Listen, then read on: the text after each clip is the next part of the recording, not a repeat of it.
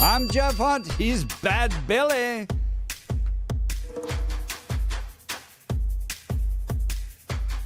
I got a paycheck. I'll take it. Kelly just walked by and called him Bad Billy after Bad Bunny, and that ain't ever leaving. We're going to hold on to Bad Billy forever. Well, you're listening to News Talk 710 KNUS in Denver. And now on AM 1460 and FM 101.1, The Answer in Colorado Springs. All along the Front Range, this is the Jeff and Bill Show. So what was your favorite Super Bowl commercial yesterday? This is big time, not only just for the players themselves in the halftime show, but the commercials. Millions of dollars being spent to try to get your attention and win you over. Some of these going on to live in infamy forever and ever and ever as people talk about the Super Bowl commercials. And we're going to be joined by one that has, we're going to be joined by somebody that has one of those commercials that everybody talks about. That when they go back and they revisit the great Super Bowl commercials of the past, they always talk about his. And it is Justin Folk with the Doritos commercial ad. This one was a competition ad against other people that won and then was played during the Super Bowl. And it's the one where the little kid gets slingshot by the grandma and he flies through the air and grabs his older brother's Dorito chip. And then they toast and eat the chip afterwards. Hilarious, fun, entertaining. No one's getting stabbed. Scream ad. But, we'll dive into this. What was effective? What was a total dud yesterday? Want to hear from you? Join the conversation by giving us a call, 303-696-1971. Text us on the Dan Caplis Law text line, 720-819-5115. Now is time for the news.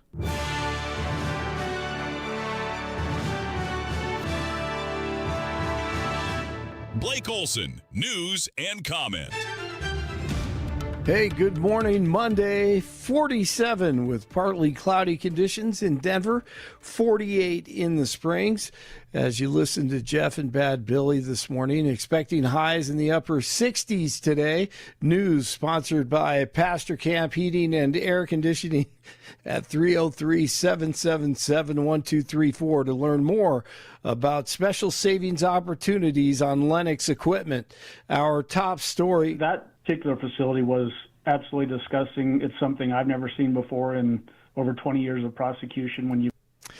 Michael Allen, DA in El Paso County, on with Jeff and Billy this morning discussing the return to nature crooks who left 189 decomposed bodies southwest of the Springs. Just horrific experience for the families and friends of the victims and for the authorities involved. We've got 189 bodies decomposing, and I want to also point out there were 2 bodies that were actually buried, but the bodies in the burial sites turned out to not be the people that were supposed to be buried there, including a veteran who was buried in military burial site. Jeez. And so really what it comes down to is simply greed. Hopefully this will never happen again, especially in Colorado. Seahawks win Super Bowl 60, 29-13. Seahawks running back Kenneth Walker, he earned the Super Bowl MVP honors. Forget about the kicker.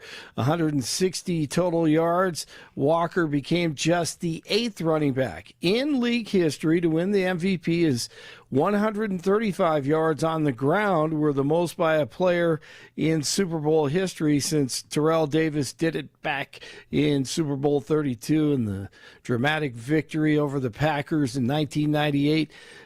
Walker had to bounce back from injury early in his career and just can't believe that he's a Super Bowl MVP. Nah, if I would tell myself as a kid right now, I would have, I wouldn't have guessed that I would be the one to win an MVP. So it's a surreal moment, and it doesn't happen without the guys in the locker room. And the head coach from the Seahawks, Mike McDonald, left coaching for corporate America. He started to make that move, I should say, but then stayed the course, and his defense was outstanding last night. And here we go.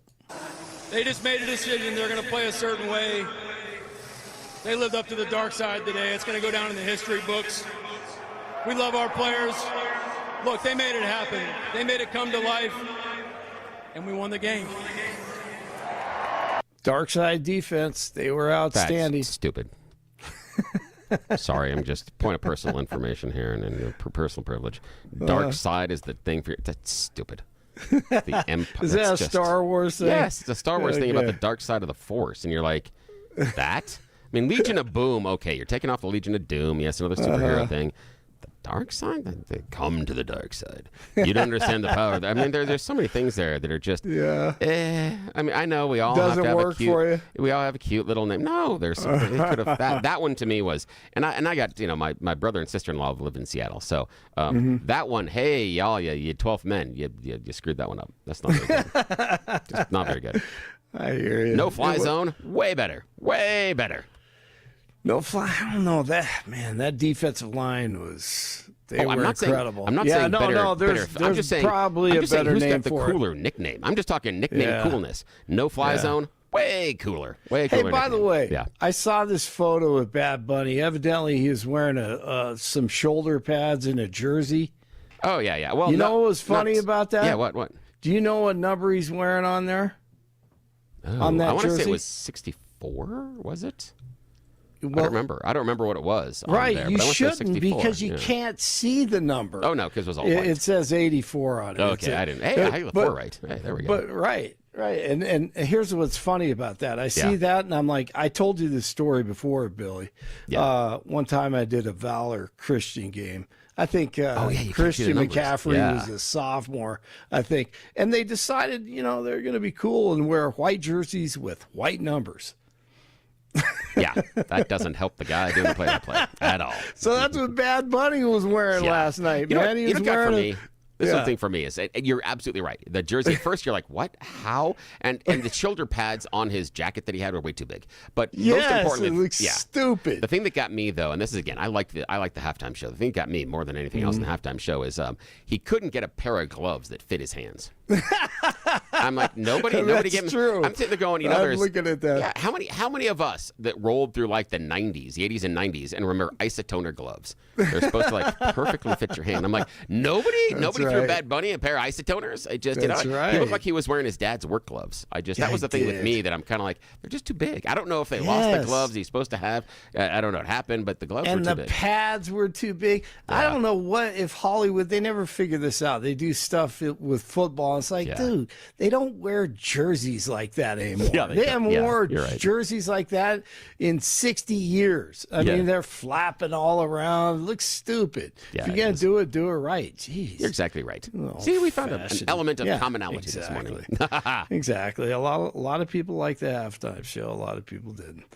All right. And you went for a walk, which probably makes you the smartest one of all of us. Yeah, it was beautiful last night. It really was. It was gorgeous.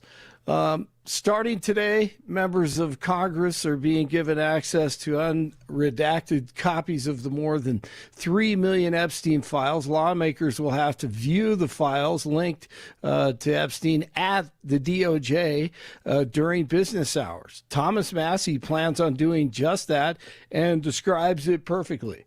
It's like that Spider-Man meme where there's 6 Spider-Men, they all look the same and they're pointing at each other. You've got all these billionaires pointing at each other. You're in the Epstein. No, you're in the Epstein. No, you are in the Epstein. It's you who is in the Epstein files. And you're the one who went to the island. I didn't go to the island. Anyways, there's sort of this circular finger pointing. Absolutely. Yeah, I could see that. I could see it right now, that cartoon. I will keep an eye on... Text message 4533. Bad Bunny's gloves look like the hamburger helper guy. Yes, they did. They did. I don't know who's on his staff, but they couldn't get him a pair of gloves that fit. I'm like, what's going on here? I don't know. That's beautiful. Absolutely. Ghislaine Maxwell expected to plead the Fifth against self-incrimination during her deposition before the House Oversight and Government Reform Committee soon. That's according to her attorney. Maxwell is the madam, of course, or the other pimp that worked with Epstein, serving a 20-year federal sentence for her role recruiting and trafficking victims in Epstein. Southern Arizona officials continue the search for the mother of Savannah Guthrie. I wonder... You know what? I wonder if this has anything to do with her interviewing Epstein victims. Who knows? Over the weekend, Savannah and her siblings posted a video saying they would pay for the return of their mother, Nancy. KGUN Channel 9, K-Gun in Tucson, reported ransom notes sent to news outlets demanded $6 million in Bitcoin with a deadline set for later today. All right, we have hoops downtown tonight. Cavaliers at the Nuggets. 48 in the Springs, 47 in Denver. More of the Jeff and Bill show ahead on News Talk 710 KNUS in Denver, and now on AM 1460 and FM 101.1 The Answer in Colorado Springs, all along the Front Range. This is the Jeff and Bill show. Blake Olson, News Talk 710 KNUS. The week will start off, well, where we left the weekend, very, very mild. High pressure and above average temperatures will continue, although the high pressure is slowly weakening, and the weather patterns are going to change in Colorado mid to late week, especially in the high country, where the high country is going to finally get back into the snow again. But for the Front Range, we're going to be unseasonably warm. Denver and Colorado Springs will see temperatures well up into the 60s again today. 30s tonight, although will be a touch cooler. 50s Tuesday and 50s and lower 60s Wednesday with increasing clouds. Then more noticeably cooler, temperatures beginning to trend down by Thursday and Friday, along with a chance for a few rain or snow showers along the Front Range, with snow returning to Colorado's high country mid to late in the week, and that trend will continue through most of the week into late Friday. Otherwise, continue to expect unseasonably mild temperatures and dry conditions again for the beginning of the week. Meteorologist Don Day in the 710 KNUS Weather Center.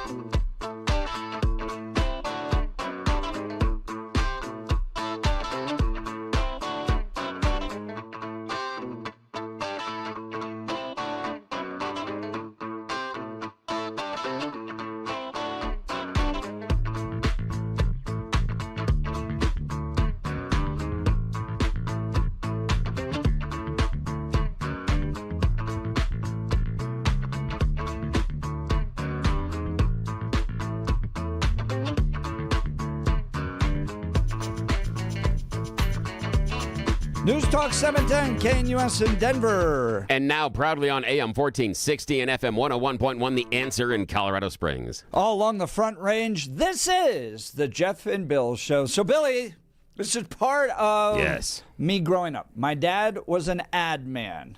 Oh, yeah. Yeah, right out of, what was the TV show about advertising? Mad Men. Yep. That's right. I've never watched that TV show, but I grew up with a dad who did advertisements for lots of people in town. Think Big Sur waterbeds, think kids beds, think Denver mattress, all that stuff. He was even American Furniture Warehouse, or in the early days of Jake Jabs. He was helping out there. So every television commercial was critiqued. Everyone in the middle of June. If we were watching TV, my dad had something to say about the television commercials.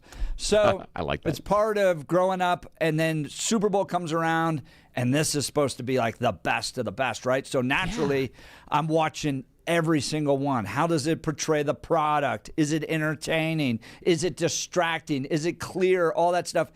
And another part of growing up is my dad was a stand-up comedian. My brother was a stand-up comedian with Second City. So I'm around humorous people. I didn't get any of it.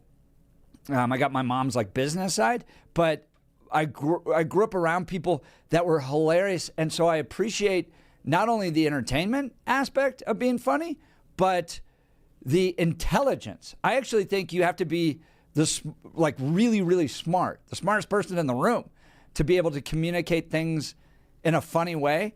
And my absolute favorite director out there, by far, he Yeah. makes me laugh all the time with all the products he does, is Justin Folk. He's the director of What is a Woman and Am I Racist? You remember those smash global hits with Matt Walsh?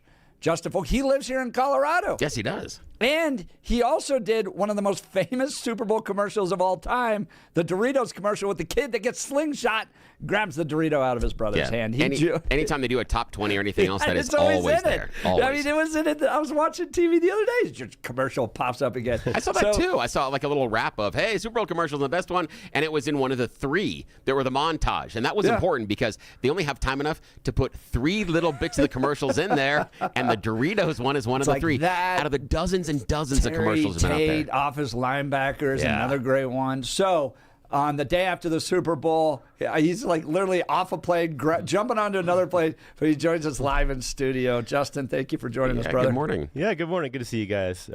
Fun day. Fun to talk about this stuff. Yeah, so first, give folks the background with the Doritos Super Bowl ad that you did years ago. Yeah, that was in 2012. Back then, the USA Today had this thing called the ad meter, where they would gauge ads and determine who was the best Super Bowl ad that year. And we had entered an ad with Doritos for their contest. They had a sort of a user-generated contest where people could produce their own ads, submit them, and if they got voted, enough votes, they would get broadcast. And so I actually did have an ad firm back then, and so we're like, hey, let's just go for it. Let's make a really kind of funny ad. So we cast my son in it, who was about 18 months old, and we just made this ad where if people remember, the older brother's teasing the younger brother, and grandma has one of those motorized wheelchairs, and she backs up and pulls the kid back in one of those sling bouncers and propels my son across the yard, and he steals the Doritos back. And we didn't really have a whole lot of expectations. We thought we were making something funny and cute and whatever. And lo and behold, it got the #1 Super Bowl ad of the year that year, and it won $1 million. So that was a lot of fun. That was a cool moment. And yeah, for them to kind of keep it in the zeitgeist all these years by putting it back on this CBS show has been fun. I don't know if it's one of the producers of that show that just really loves that ad, but it comes back every year. It's like part of the American story, right? And here's why I love it. One is it's just not political. It's just like what I want to see on Super Bowl Sunday is lighthearted kind of escapism from all the craziness that you have to deal with in life. Like, let's just chuckle and laugh. And yours is creative. It's funny. It sells the product. Like, it's based around the product. Yeah. Right? Like, can anyone tell us what the cat herders were selling? Nobody can tell you what the cat herders were selling because the company doesn't exist anymore. That Super Bowl commercial where they're bringing in the cats. But this, you remember, it's about the chip. So it's centered on the product. It's funny. Nobody can get politically angry at it, and it just transcends time. And it has one of those elements that Super Bowl that seem to always work with Super Bowl ads, which is kids. It's usually kids or animals, right? It's dogs or kids, and you saw that a lot this year too. You know, it's kind of a safe thing to do. Like put some kids in your ad. Put some dogs in your ad. Of course, in production, you never want to work with dogs or kids. So if you can do it right, it can work. But, you know, my son was this cute little 18-month-old kid, and I had my wife coaching him from just outside, like just next to the camera, holding up a Doritos chip. And so he ate about a half a bag of chips that day and put him in the right frame of mind. But he was happy about it. Yeah. So does he, wear this on his sleeve? Does he tell his friends when he's at school? That's me. Yeah, he shows up in he's 15 years old now, and he shows up in class, and one of his teachers is like, list 3 things that people don't know about you, and everybody in the class did it, and he's like, he gets to his list, and he's like, I'm Sling Baby, and everyone in the class looks at him like, what are you talking about? I'm Doritos. I'm the Doritos Sling Baby, and his teacher just flat out didn't believe him. Like, what? You're that? No, you're not that. You're that. And he's like, no, that's me. And so, yeah, it's gonna open so many doors for him. That's Justin Folk. He's live in studio with us. He's an award-winning Super Bowl commercial director. All right, so yesterday was wild. Yesterday was the year of AI. Oh my goodness, so many ads about AI. But I'll ask you, what one connected with you the best out of all the ads, not just the AI one? Which one yesterday did you like the best? I thought this was actually a very, very good year for ads. I think it was there was a lot of good ones. Like I could name a few of my favorites here, but they kind of got back on track here. After this wilderness of sort of like, woke had changed ads in such a horrible way after kind of 2020, and we got into this like just wilderness season of preachy ads. And to your point you just made, when people tune into the Super Bowl, they don't want to get preached at. They want to, they're like, listen, I know how I feel about things. I don't need somebody to tell me how I need to think about something. And so they want to be entertained. They want to either laugh or they want to cry. That's what makes an ad sticky. They talk in the ad world, what's a sticky ad, what's memorable. And it's if you make somebody laugh, which is hard to do, and if you can make someone cry. And this year had a little bit of both of that. It had some kind of sappy ads, and those are safe. If you make, you get the cute, horse and the eagle, and everybody. That was so good. Everybody cries. When he jumps over the log, the wings come out. I was like, yeah. Also the song. That's the other. That's the subtle texture because it's Freebird, and they hit it right at the time in which you break into that beginning of the solo when he comes over the top. The use of the song, the narrative behind the song, and the reason it hits at that point is also brilliant. Absolutely brilliant. I would actually like to know what the total tabulation of music licensing fees was for this particular Super Bowl, because there was a lot of really big songs that were used. You had Freebird, you had Whitney Houston in the Bud Light commercial, you had all these huge songs that so now they're leveraging celebrities, they're leveraging famous songs, they're kind of putting it all together, and it's almost like an algorithm that you put together for your Super Bowl ad. And how much is it like the product and the corporation going, we really got to get our sales, and how much I think it's more the latter here, which I'm going to describe, is the ad industry, because I used to be a part of it too. I owned an ad agency and went to the adage retreats and all that stuff. It's made up of competitive, creative people. And so I think, you got corporations that want to sell beer and stuff like that. But I also think you get this competition from leading ad agencies that are like, I want to be the one they all talk about on Monday. Absolutely. That industry, they clamor, they fight, they want to be, because if they do have that one ad, that can cement them sort of permanently for a while. But go back to your question, what did I like the most? There were some really effective ones. I think the Squarespace Emma Stone was probably one of the most effective ads. I think that really nailed it. It was beautifully shot. Of course, Emma. It leveraged like the part of celebrity that we want to see, which is like kind of making fun of their narcissism a little bit. So I thought that was really effective and memorable. Like everyone's going to go get their own domain names now. I thought I like it. It's also very effective when brands take shots at each other. Like we went through a season with all the woke ads where essentially these corporations were sort of taking shots at us, right? They're saying that you need to think differently. You need to, you need to be more a nicer person and think along these terms. But and people don't like that. But they do like it when brands take shots at each other. So when Pepsi takes a shot at Coke, it's fun. And when Anthropic takes a shot at OpenAI, that was cool. I don't think a lot of people even, I wonder like the percentage of the population that people even understand what those ads mean. The Anthropic, the ChatGPT ads, like a lot of people are watching that, but like, I don't know what this is, but it's interesting. And how many caught the subtext of the Pepsi ad using the Coca-Cola bears when they were doing, because it was absolutely the Coca-Cola polar bears they were using in the Coldplay Kiss Cam moment. Absolutely, that was so funny. So, all right, so did you have Bill, did you have a top favorite ad? Oh. Before I get to mine? There are a couple that I really liked. I think of all the AI ads, I think the ones for Claude AI were the ones that resonated the most with me. With the fake, because, with the commercials. Yes, because it's obviously a fake AI. So they give you no, there's no illusion about the fact that the thing giving you advice in the different scenarios is fake AI, but that it wanders off into those hallucinations and it makes it totally inappropriate. That to me it resonated because it was like, oh, it showed me use, it showed me preference, and it showed me why I should pick their brand versus the others out there. We should detail these out more so people understand. Basically, the guy, one of the commercials, the guy asked to better connect with his grandmother, with his mom, or his mom, and mom, and the AI, and it's supposed to be a therapist, so it's like using AI as a therapist, which we know happens. And as the conversation goes, my favorite part is the AI therapist goes,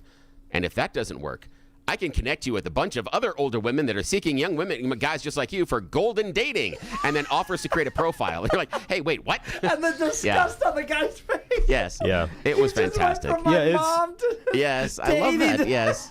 Those ads are really effective because you actually learned a little bit of something about AI, but also Claude differentiated itself from ChatGPT in that moment, and they like I said, they took a shot at him, and and they said, you don't want ads in your AI. It was really effective, and that's what I mean. I think again, I don't think people even really totally understood those ads, but they kind of learned a little bit about AI. But also, Claude was able to separate itself as a brand from ChatGPT. All right. So I also like the T-Mobile Backstreet Boys one. I thought that was fun too. Yeah, I thought that was really, really, really fun. Machine Gun Kelly. Yes, at the end, and that is fantastic. And I got a shout out from a friend of mine, like literally texting right after that commercial, because he and I go back and forth all the time. How Machine Gun Kelly doesn't really pick a genre, and he's kind of this guy. It's like, hey guys, me too. And now I'm a rock star, and kind of this. And so the fact that he showed up that way and was like, it doesn't work, and nobody wanted his music, we were like, that is perfect. It was wonderful. Yeah. And how important is it on the ad to have that like last minute little jab right before it breaks, right? Like in that case, they didn't need to throw Machine Gun Kelly in there, but it added another chuckle level that you finished the commercial with. Yeah, you'll know that's a part of like a regular part of ad structure. You got to have your like punctuation, and it's got to come there, and it's got to be pithy, and it's got to almost like tell the entire story of the whole ad in that one little moment. It's like a little quick recap where you just kind of like you just tap them with that last little bit, that last laugh, whatever it is. And I think that's what makes ads satisfying, is when they can kind of have that last laugh. That's usually the last thing people remember is that last little bit. So. All right, my favorite. Yeah, what is it? You guys haven't said my favorite yet. Really? Okay, yeah, what is it? This was. I will remember this ad I haven't for said a long my time. favorite, my total favorite. I just said what was go, the please. most. Okay, your total favorite. I don't want you to steal my favorite. Yeah, then it's all yours, sir. Mr. Justin Folk. My favorite, just in terms of just entertainment and laughing and like, wow, they crushed it, was the manscaping ad with the singing hair. That was so gross. It was disgusting. It was bad. everything an ad should be. It was memorable. It was ridiculous. It was absurd, and absurdity goes so far when it comes to Super Bowl ads. I mean, we know because we had a baby fly across the yard and grab a bag of Doritos, but this was next level absurd, of piles of singing hair. And for a small brand, I think they said 40% of the brands that advertised were first-time advertisers on the Super Bowl. So for Manscaping or Manscaper or whatever the brand, they've never had a Super Bowl ad. So for a debut Super Bowl ad, they absolutely crushed it. I will tell you, the funny part on that ad for me was when the guy's getting like the back of his delt from his wife. Yeah. Oh, yeah, and the weird places they can shave, yeah. But it was so. The reason it didn't work for me was it was kind of almost like revolting. Like I'm sitting there going like, oh, I feel sick in my stomach looking at this. You know what I loved about that ad is, again, I am in a family of 6, and quite a few members of my family have long hair.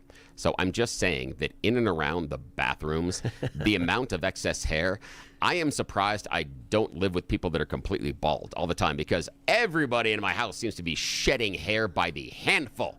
I could knit sweaters with the hair that I pick up off the bathroom floor and out of the drain sometimes. It's ridiculous. So that hit me. The idea of the little tiny balls of hair sitting there and singing at you. I have seen those balls of hair, and I've seen them mock me. So that resonated with me. Especially those of us that live with women in the house. It's about an annual process to go clean out the drains. Weekly. So what was yours, Jeff? All right, my favorite, I thought I was dying through it the entire time, was the Xfinity Jurassic Park. That was excellent. That was so fun. Was where good. Like everything was solved if they had just turned it on. Yeah. And they're all enjoying the park and everything's fun.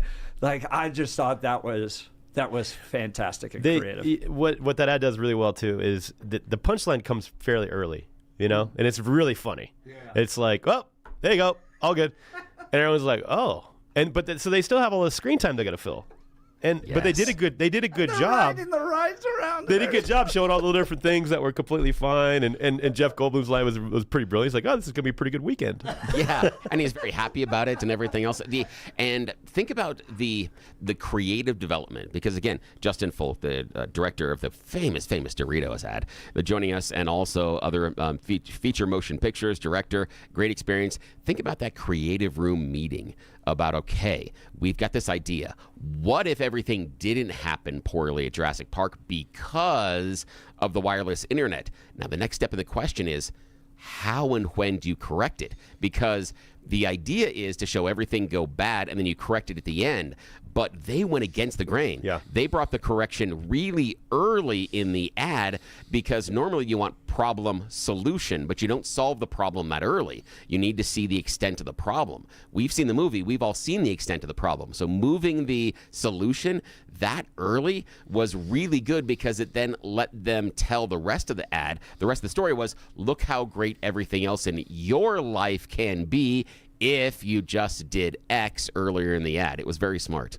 Dunkin' Donuts also had the fun one, bringing back all the 90s That was kinda sitcoms. cool. But that's like relevant to a certain age. My kids would, like, that just went right over their head. But Although, that was fun. Inside the AI, both, and I'm glad you brought up the Dunkin' Donuts one, and maybe Justin can comment on this one as well, is the what I would say the facial smoothing, or using the AI to make everybody look younger. It was probably in their contracts, Bill. They probably like, I'm not doing this ad unless you. I need that in my contract. Yeah. The Pringles, Leo was a funny one with That was good. Sabrina. That was a good one. Very so good. when we come back, I'm going to ask Justin Folk, famed director of not only an award-winning Super Bowl ad, but also What is a Woman and Am I Racist by Matt Walsh, two of my favorite documentaries of all time.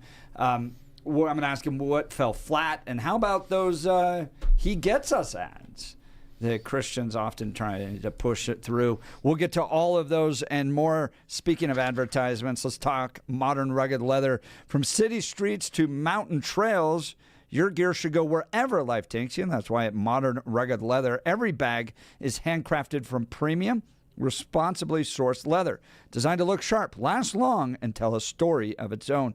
Each stitch, buckle, and strap reflects timeless craftsmanship and is backed by a lifetime warranty, because quality shouldn't quit when the adventure begins. Here's mine. It is my everyday go-to bag. It is the most beautiful leather bag I've ever owned.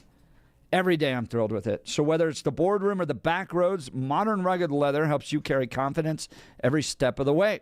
Modern Rugged Leather, modern style, timeless durability, backed for life. Life's going to take you places. Make sure your gear keeps up. Shop the full collection and find yours today at modernrugged.com. That's modernrugged.com. We'll continue with Justin Folk. You're listening to the Jeff and Bill Show, News Talk 710, KNUS in Denver. And now on AM 1460 and FM 101.1, The Answer in Colorado Springs. All along the Front Range, this is the Jeff and Bill Show.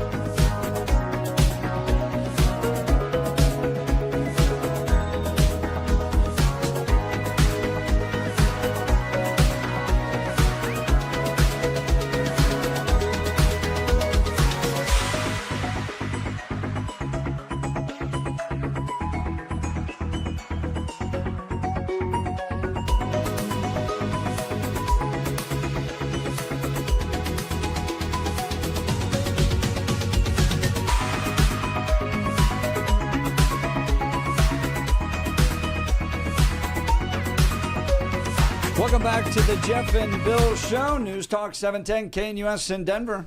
And now on AM 1460 and FM 101.1, The Answer in Colorado Springs. All along the Front Range, this is the Jeff and Bill Show. Joining us live in studio, Justin Folk, award-winning Super Bowl commercial director. He did the Sling Baby Doritos ad many years ago. He lives here in Colorado. He's also the director of What is a Woman and Am I Racist, which are hilarious documentaries. He actually took a very challenging genre, conservative documentaries, and made them funny to watch. Yeah, and that actually is not entertaining, easy. which is and having Matt Walsh is good.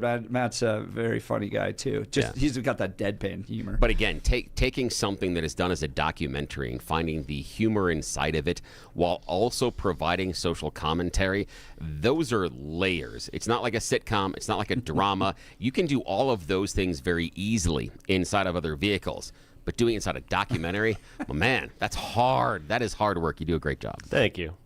Justin, gentlemen, there's one ad we forgot to talk about that I thought was hilarious, which was the Relax Your Tight End.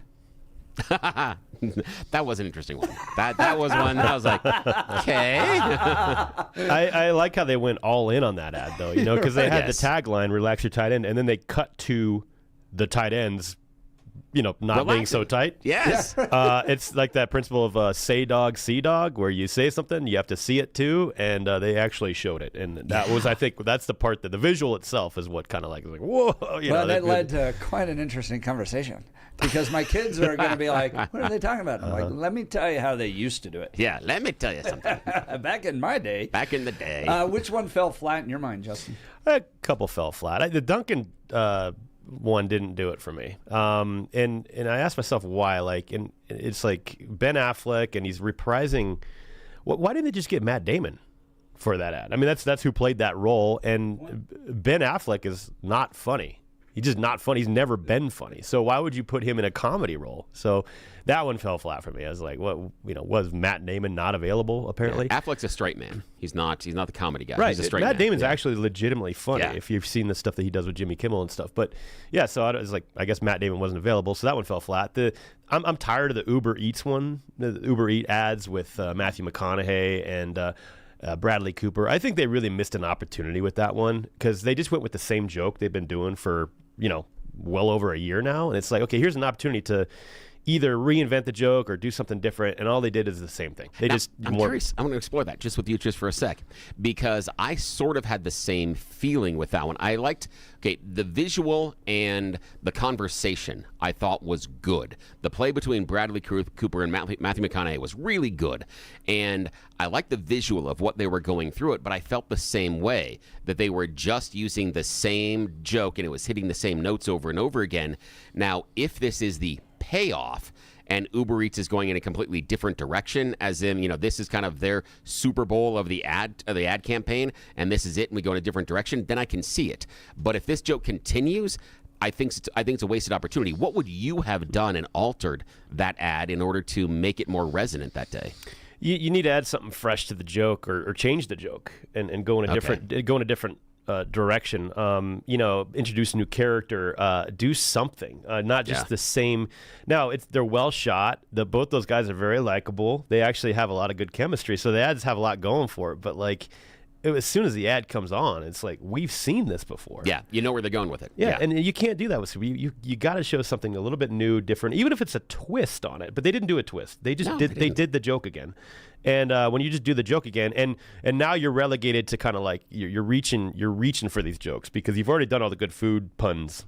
They've already been done, and so now they're kind of reaching for it. And it just didn't do anything. It didn't go anywhere. And so I gotta give them credit. It may have been effective. I mean, they're beating a dead horse. Yeah. So it's in your brain. Okay, I'm hungry. I want to get food, and then you think of Matthew McConaughey teasing Brad Cooper. My thought at that point that if I was in the creative room, and again, you'd have to really get the bean counters on board on this one, is as we were, just again being the couch quarterbacks after that ad, kicking around with the kids, we thought it would have been super effective for Bradley Cooper finally to just turn to Matthew McConaughey. Okay, I get it. Fine. Yes, this is all about eating, and then go, you get 30% off if you order from Uber Eats using this code in the next 20 minutes. You win. Bill Now solved you've got it. something. Bill solved it. Why were you not in that room, Bill? That is the solve right See, there. Thank you. Appreciate that.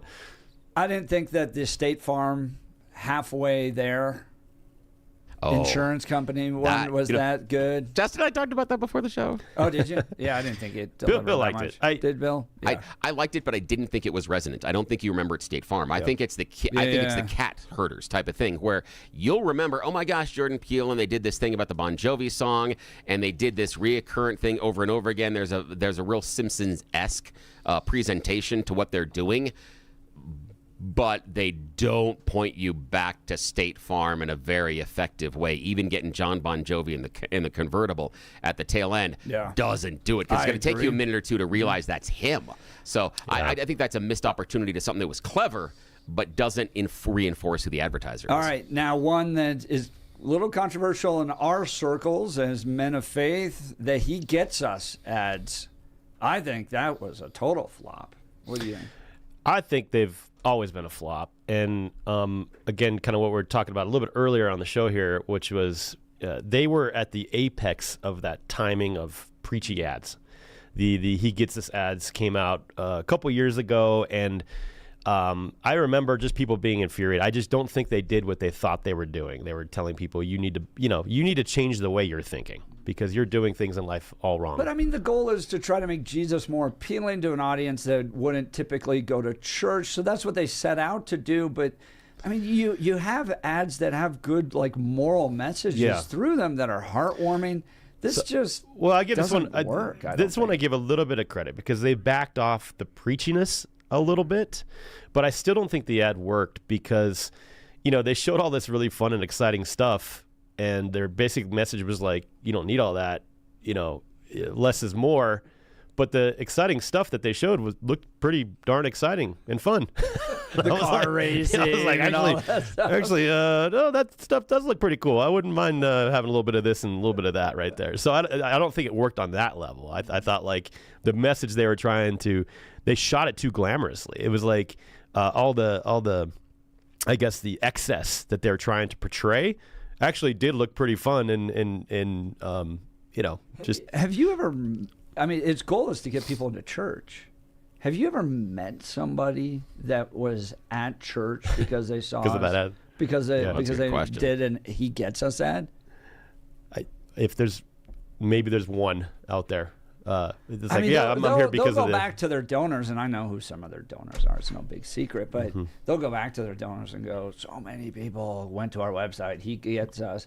And I just don't, God works in mysterious ways. Perhaps there is. Perhaps there's it doesn't resonate with me, but of course I'm probably not the audience.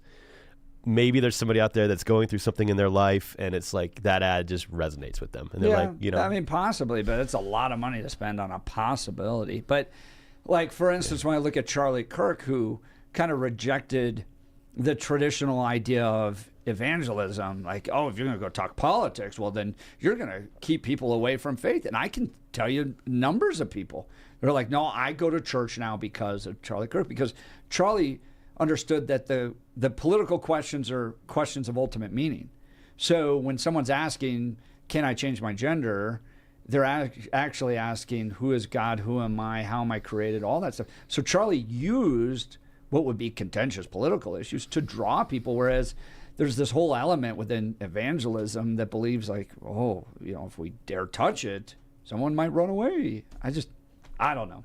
I look at the millions of dollars being spent on these ads, and I'm like, I don't think they're that effective. The kids in my house, and again, oldest at this point, 26, youngest 17. So it is in somewhat of their target demo, a little bit young, but somewhat of that target demo that is persuadable. And to a T, they all were like, they were highlighting what looked like fun stuff. They were like, right? You didn't see inside of all of what was going on. You never saw the problem in the problem solution that most advertising should have. It wasn't that these people were having second guessing themselves because of going out and partying too much. There weren't people that were. You didn't see the consequences of bad decisions. You only saw the happy times of the bad decisions, and you're like, wait. Where's the consequences? Yeah. There were no consequences. No, that's. I think Bill nailed it. That's why that didn't work for me. It didn't show the repercussions of this behavior, and it was like, don't do this, but go to a desert instead and walk around. Yeah. So I do commend them from getting away a little bit from the preachiness of those former ads, because that's what I think really didn't work. I got a question for both of you on this one. This comes from the text message. They hated the idea of, and we'll talk about this one when we come back, because we got to jump here in a second. The idea of one of the ads for Coinbase. Now, you may not remember it, but it was the one that had the karaoke words across the screen. Oh yeah, yeah. Dude, So I'll I'm totally curious to forget see. that one. Yeah. So I want to hear everybody hears about that, but after we get back from that. I don't even know if I saw that one, or if I did. I definitely didn't. I didn't remember it. There is one I wanted to talk about, which I think is it's kind of an elephant in the room type of thing. Ooh, good. I can't wait to get one back. We'll I want to get hear to about that. Coinbase and the other one. We'll Justin. continue. Yeah. You're listening to the Jeff and Bill Show in Denver on News Talk 710K in the U.S. And now on AM 1460 and FM 101.1, The Answer in Colorado Springs. All across the Front Range, this is the Jeff and Bill Show.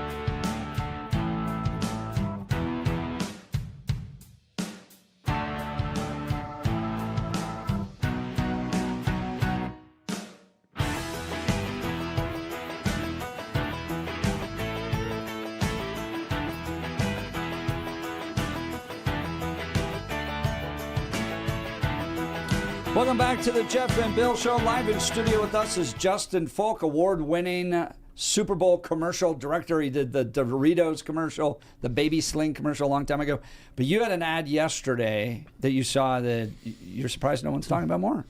Yeah, it's sort of the ad where there's an elephant in the room and no one wants to talk about it. But like because it's like, you know, which one is true here? It was the Dove ad.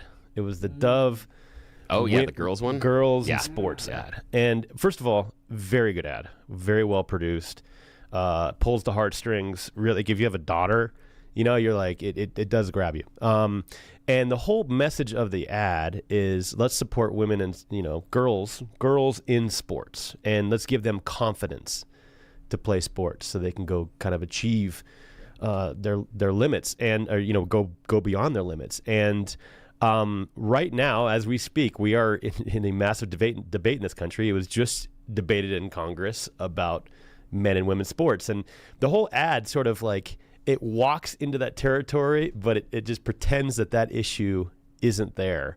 And I thought it was very striking when I was watching it because it was all like, rah, rah, let's make sure our girls are protected. Let's make sure they have confidence. Well, what's more crushing to your confidence than getting a volleyball spiked on your head by a man? Okay, so it basically kind of walked up to that line where it talked about girls and sports and how important it is and how we need to support them, and then it's sort of like there's this issue over here that we just don't really want to look at right now. And so I don't know if it was intentional. I mean, I don't know what I think they unintentionally made something. I think Dove made unintentionally an ad that's, in my opinion, is very supportive of some of this legislation to get men out of sports. I don't think they intended to do that with this ad, but I think they did it. Well, yeah, I would agree. Go ahead. I would agree. I think that the subtext that wasn't intentional at all was the idea that these women are trying hard and that their achievements need to be honored and protected. Yes, I think you're absolutely right. Yeah. Well, and from my perspective, that gets into the problem with wokeness because at one point they'll identify gender differences. They'll build entire companies around serving women. And then they'll at the same time go, the dude, he can become a woman. No big deal. And you're like, no, there's actual differences But I think hopefully this type of, again, I'm not sure how many of them thought deeply about it, but hopefully this was a moment of cognitive dissonance. That they're sitting there going, this is a great ad, and they got to support the women that hang on, I'm hoping they spent the next 120 seconds following up that thought with other thoughts. I'm hoping. Yeah, Bill, yes, that's not how progressives think. I'm still, I don't know. Well, joining us live in studio, Justin Folk. He's got a number of new projects coming out. You got to follow him on X at x.com/Justin Folk, Folk. Producer, director of Am I Racist? What is a Woman? And believe me, the next one coming out is going to be amazing. Can't quite talk about it yet. But it's going to be a ton of fun. You're not going to want to miss this. One more thing, that Coinbase ad. So you guys don't remember it. Oh, yeah, the Coinbase ad. Yeah, so it basically was just, it was a screen that had, you know, lyrics on it. It looked like you were doing karaoke. Yes. And it started running across. Like, and we actually engaged in the karaoke. Yeah. I won't remember at all what my entire family, we were singing on the couch, and we thought it was great. And then it got to Coinbase, and we went, eh? Yeah. And it was forgotten 30 seconds later. So it was a fun ad, but we didn't remember who the heck was being advertised. So it was a failure. Like the Cats ad, the ring on the Cats. Exactly. Yeah. It had nothing to do. No one has any idea what Coinbase actually does when they watch that ad. No clue. But hey, at least they got people singing. And actually, that's in some cases that's a win. There you go. Better than we sang. We enjoyed it. Yeah, we did. But then they ruined the lyrics at the end of their stupid name. That's what we came from. It. Didn't even like them at all. All right. Well, we will be back tomorrow. Thank you to everybody that joined us on today's show. Always love the debate, the phone calls, the text messages. This is what makes us not just Colorado or Denver, but Colorado's top talk radio show. We'll be back tomorrow. You're listening to Jeff and Bill on Denver's News Talk 710 KNUS. And proudly on AM 1460 and FM 101, The Answer in Colorado Springs. All on the Front Range, this is the Jeff and Bill Show. Enjoy your Monday. We'll see you tomorrow.